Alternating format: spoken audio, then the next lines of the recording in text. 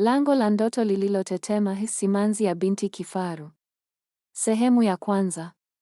Neema alikuwa lulu ya kijiji cha Itale, kilichopo pembezoni mwa mbuga za Serengeti, mkoa wa Mara.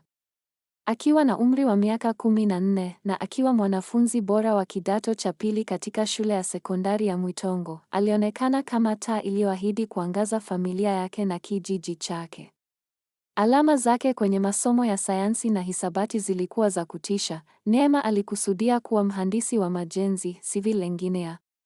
Alipenda kumsikia kaka yake ambaye alikuwa jirani mjini akisimulia habari za Shayo, kijana mhandisi aliyefanikiwa na kusifiwa kwa ujenzi wa barabara za kisasa. Nitatengeneza barabara hadi kijijini kwetu, alikuwa akimwambia rafiki yake wa karibu, Sikitu. Lakini kijiji cha Itale kilikuwa kikikabiliwa na simanzi. Ukame mkali ulikuwa umedumu kwa misimu miwili mfululizo. Ardhi ilikuwa imepasuka kama ngozi ya mamba, vumbi la kimanjano likifyonzwa na upepo mkali. Shamba la mzee Samueli, baba yake Neema, lililo kando ya mto Mara uliokauka, lilikuwa zigo la utupu.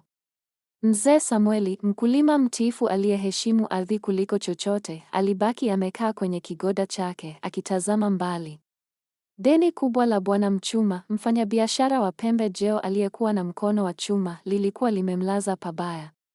Bwana Mchuma alikuwa ametoa kauli kali, mlipe deni au nitachukua kila kitu, kuanzia nyumba hadi hata watoto wako. Kila aliposikia pikipiki ikikaribia, moyo wa mzee Samueli ulihisi kizunguzungu. Ndani ya hekaheka za deni ulianza uvumi. Mzee Makole, tajiri mkubwa, mfanyabiashara wa ngozi mwenye umri wa miaka 67, alikuwa amegonga hodi. Mzee Makole alikuwa na wake wawili na alijulikana kwa tamaa yake ya kuoa mabinti